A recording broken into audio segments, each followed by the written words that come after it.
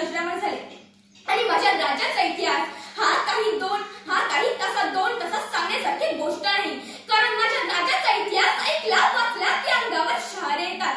असा इतिहास माझ्या राजाचा आहे. अनना भूतो न भविष्यते, अनना भूतो न भविष्यते असा इतिहास या स्वराज्याचा आहे. मराठी वाघिणीचा छावा, महाराष्ट्राची शान, ज्याचं नाव अगर असतोय अवघा हिंदुस्तान.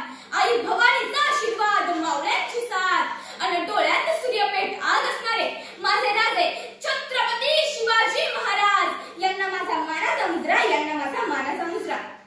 छत्रपती शिवरायांची जयंती साजरी करताना त्यांचे आचार विचार आपण जपतोय का, असा प्रश्न निर्माण होतो. ज्यांनी स्त्रियांचा सामाजिक दर्जा सुधारण्यासाठी व उंचवण्यासाठी आयुष्यभर प्रयत्न केले असे अनेक संत समाज सुधारक महाराष्ट्रात होऊन गेले. परंतु याची सुरुवात 450 वर्षांपूर्वी छत्रपती शिवरायांनी केली होती. छत्रपती शिवाजी महाराज मध्ययुगीन काळातील पहिले असे सत्याधीश आहेत ज्यांनी स्त्रियांचा सामाजिक दर्जा सुधारण्यासाठी व त्यांच्या दयनीय अवस्थेला आळा घालण्यासाठी कठोर पावले उचलली. त्यांनी स्वतःच्या मातोश्रीला सती जाण्यापासून परावृत्त केले. ही त्या काळातील स्त्री मुक्तीसाठी केलेली क्रांतीच होती. हजारो वर्षांपासून या प्रथा परंपरांना धक्का लावण्याची हिंमत कोणी करू शकले नव्हते. ते राजांनी करून दाखवले. जगाच्या इतिहासात हा एकमेव राजा आहे ज्याच्या दरबारी स्त्री किंवा नर्तकी कधी नाचली नाही. स्त्री जातीचा आदर त्यांच्या रक्तात भिनला होता.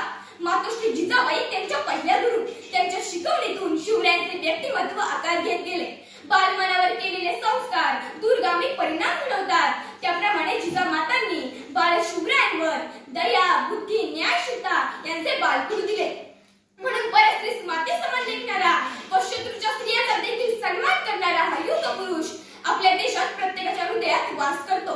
स्त्री हा कुटुंबाचा प्रमुख घटक आहे. प्रत्येक मातेने आपल्या मुलाला वाढवताना आपल्या आजूबाजूला घडणाऱ्या महिला विरोधी गुन्ह्यांच्या घटना पाहिल्या की छत्रपती शिवरायांचे हेच विचार आचरणात आणण्याची गरज वाटते. म्हणतात ना, तोंडात नको हृदयात शिवभक्ती नित्य असू दे. म्हणतात ना, तोंडात नको हृदयात शिवभक्ती नित्य असू दे. शिवशाहीची सारी तत्वे वागण्यातून तुझ्या दिसू दे, वागण्यातून